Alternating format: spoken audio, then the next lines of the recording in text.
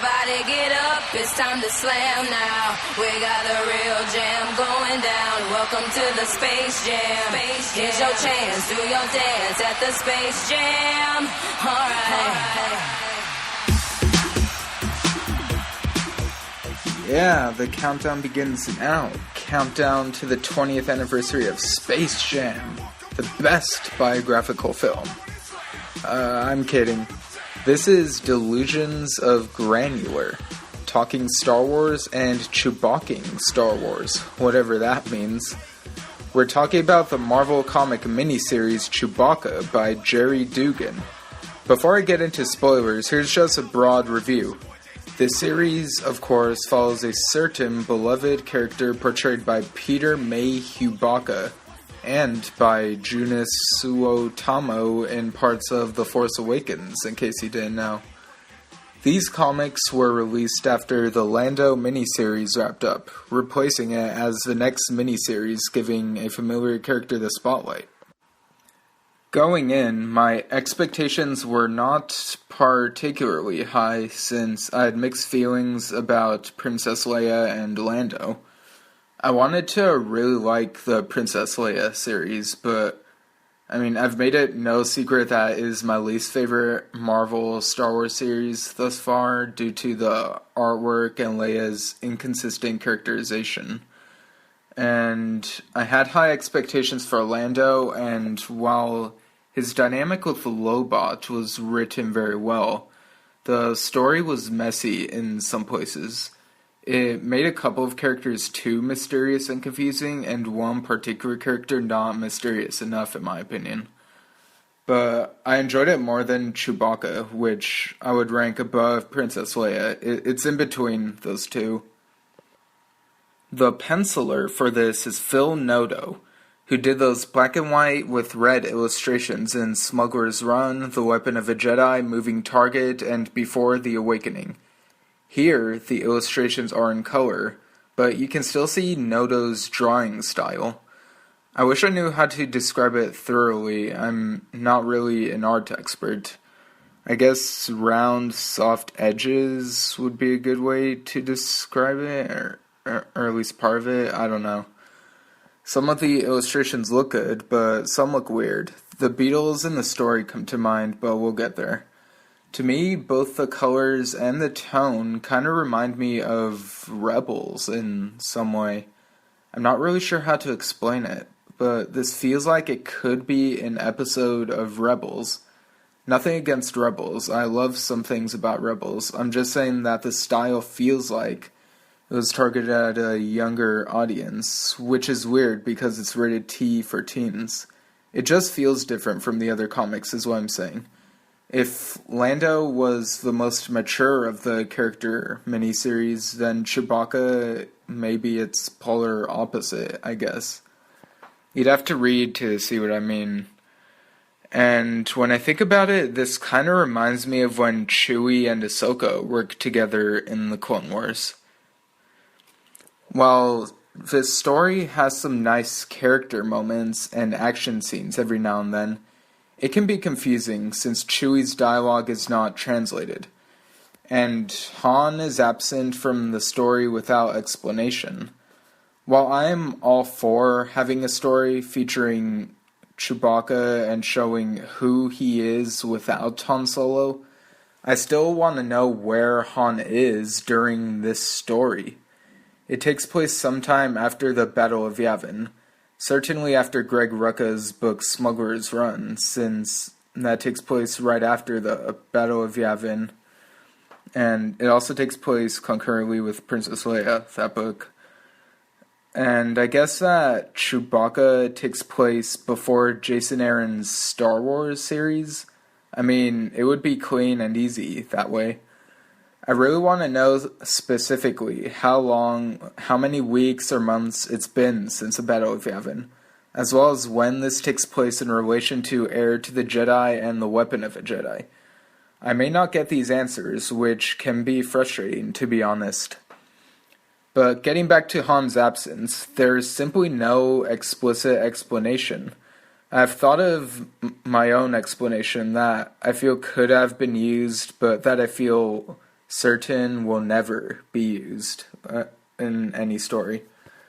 I could imagine Han realizing after Smuggler's Run that the price on his head is too high and that it would be best to leave Chewie with the rebels, since he knows that he wants to help them fight for freedom and does not want to endanger him. And then have him reunite with Chewie at the end of the story.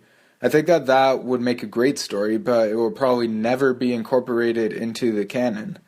But then again, maybe there was not enough room for all of that in this miniseries. I don't know. Overall, the story is a bumpy ride. The ending may give you feels, but even that can still feel bumpy. And now for the spoilers. The opening crawl of the first issue is odd because the first paragraph is only one line long. It is also amusing because it says that the Death Star has been destroyed by Chewbacca, quote, with some help from his trusty sidekick Han and his friends Luke and Leia, unquote. Here is where we get the only exposition about what Chewbacca is doing. All that we know is that he is on a very important and personal secret mission, according to the crawl. And the context of this is semi-revealed at the end of the miniseries. I cannot understand what Chewbacca is saying throughout this issue, and it really annoys me. His pairing with C-3PO in Star Wars issue 10 worked very well. Could they not have written a reason for C-3PO to be with him? As ridiculous as it sounds, it is not until the opening crawl of the third issue that we find out that Chewbacca has crash-landed on a planet called Andelm 4. This first issue features less of Chewie and focuses heavily on Zaro, a girl who seems like she could be, I don't know, maybe a preteen or young teen. I'm not really sure, but definitely a minor, and also a miner, right, in the beetle mines. Her father, Arax, owes a debt to a gangster named Jaum, who is a green alien with a glass dome around his head that I guess he needs to breathe.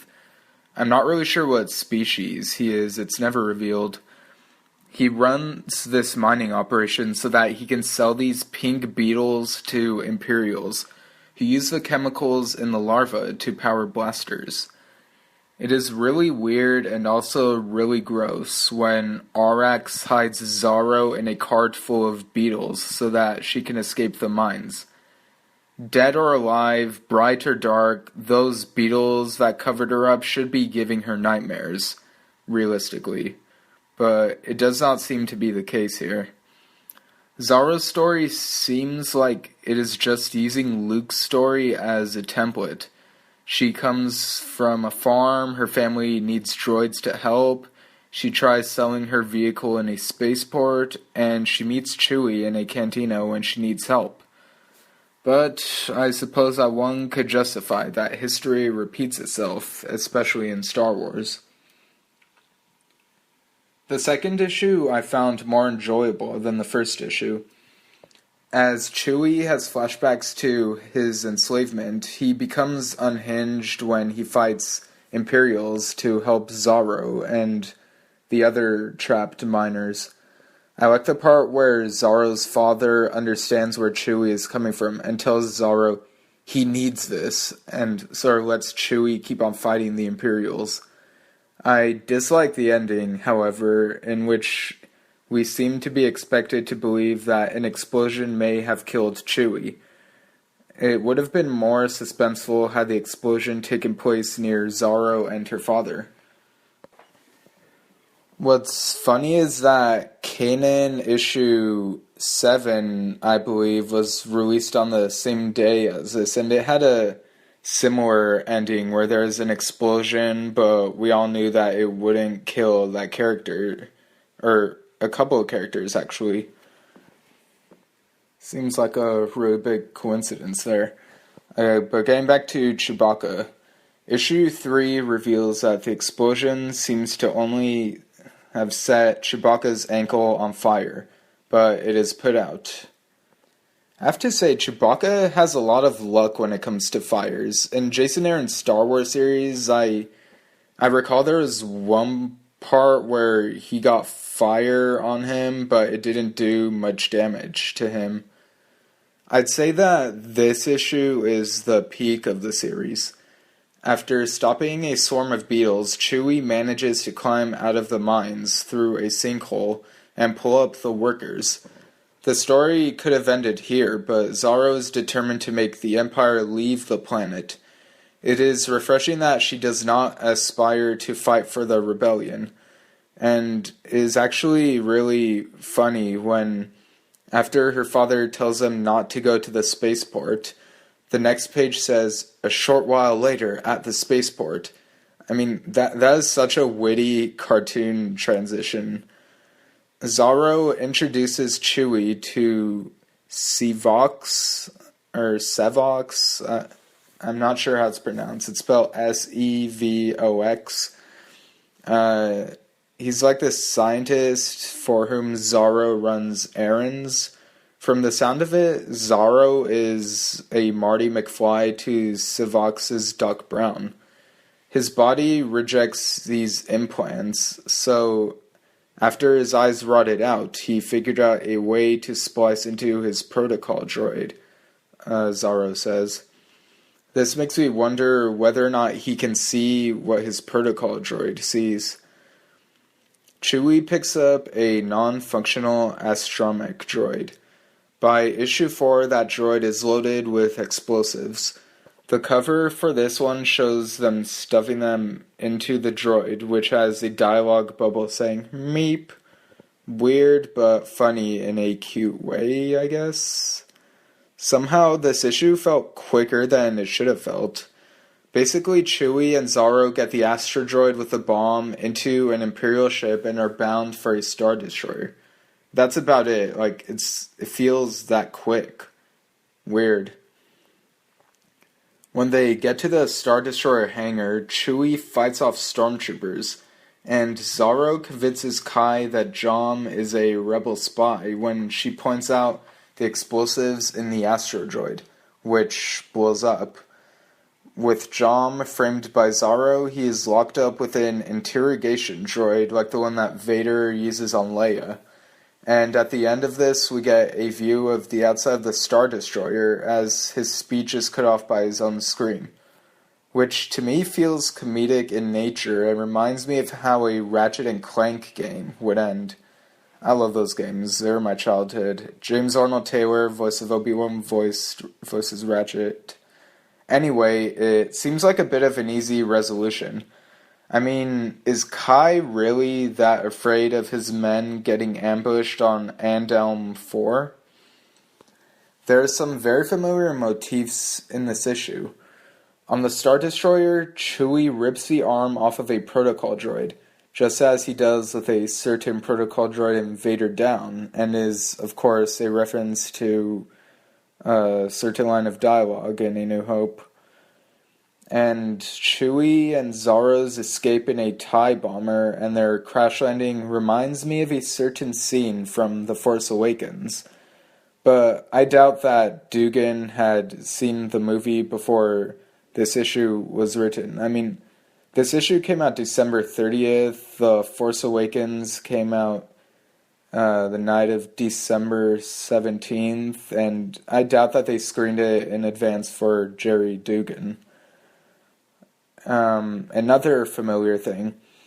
After Zaro says that nobody will know all about how they were the heroes that saved this planet, Chewie gives her his medal from the award ceremony on Yavin. He received that medal after the award ceremony on Yavin, not in the film itself.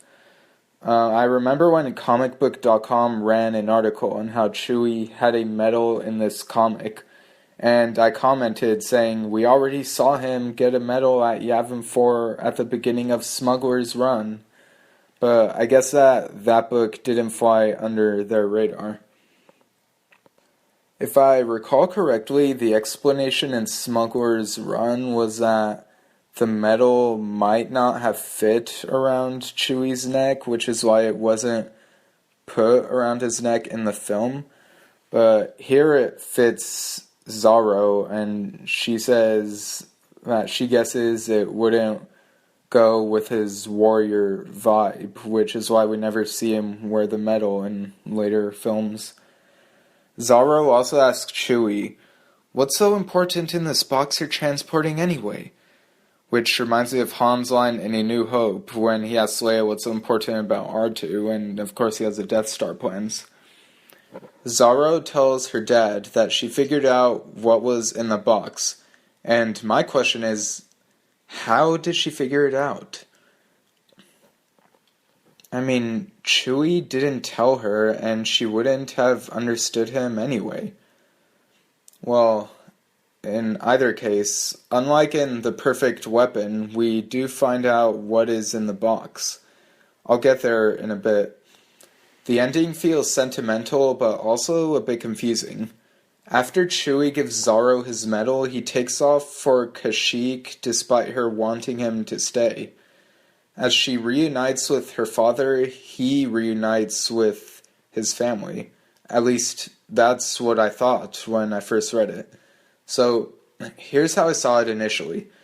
It looks like Chewie has a child to whom he gives a bandolier as a gift.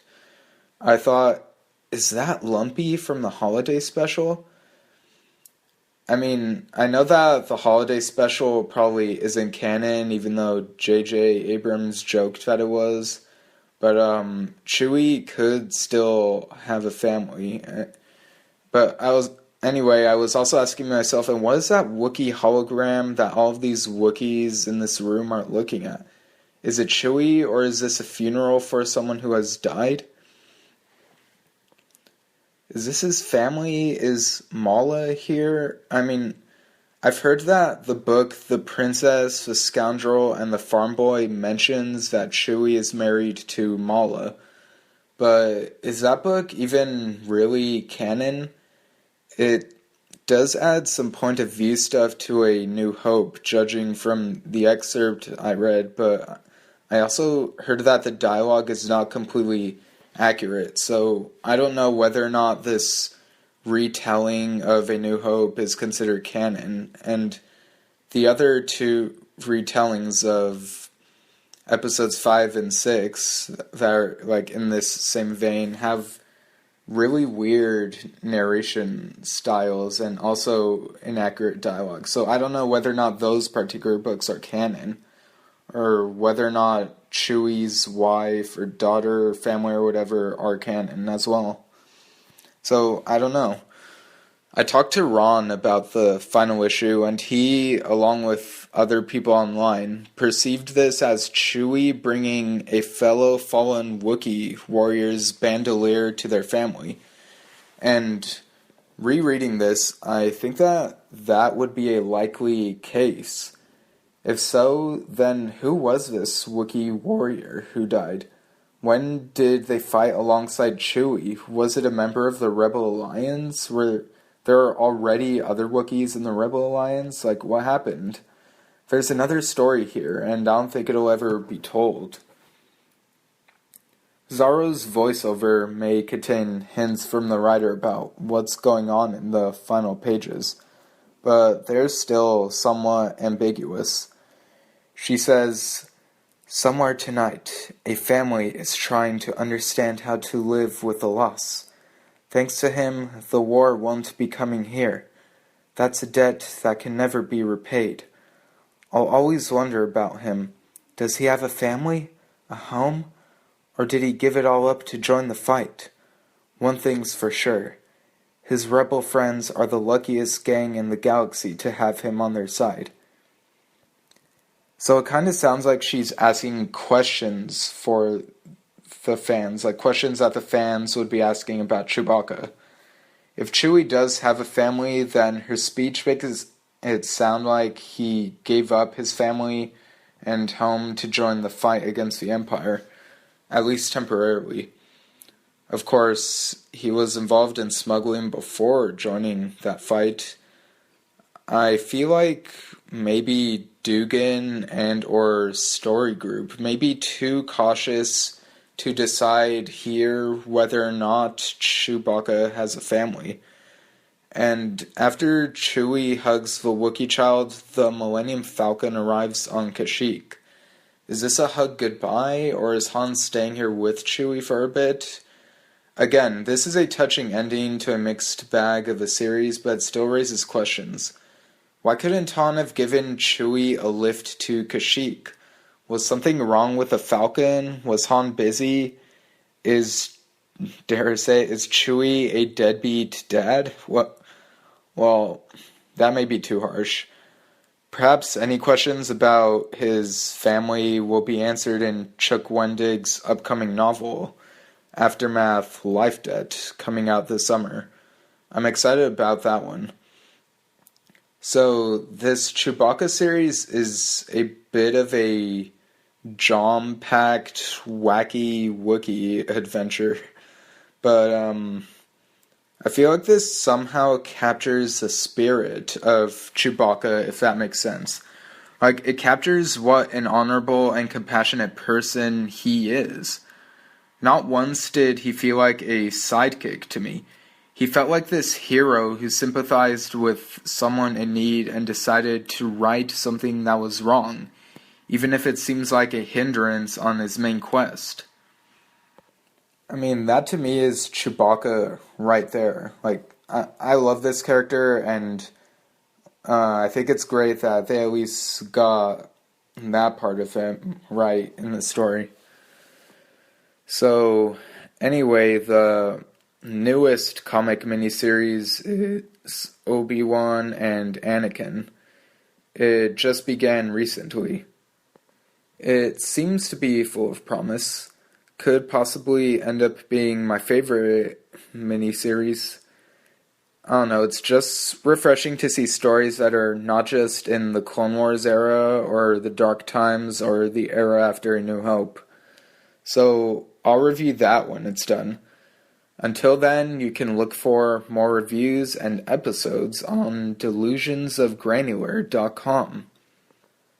Find us on iTunes and Stitcher, whatever that is. You can like us on Facebook, talk to us there, or talk to us on Twitter at SWDOG77. You can send in thoughts and feedback by emailing swdog77@gmail.com. You can even leave a voice message at 651-337-9364. Maybe your message will be read or played on the show, who knows? And when you read Chewbacca, try to guess which actor is in the suit. Think about it. Alright, so that's all I have for now. Stay granular, and may the Force be with Chew.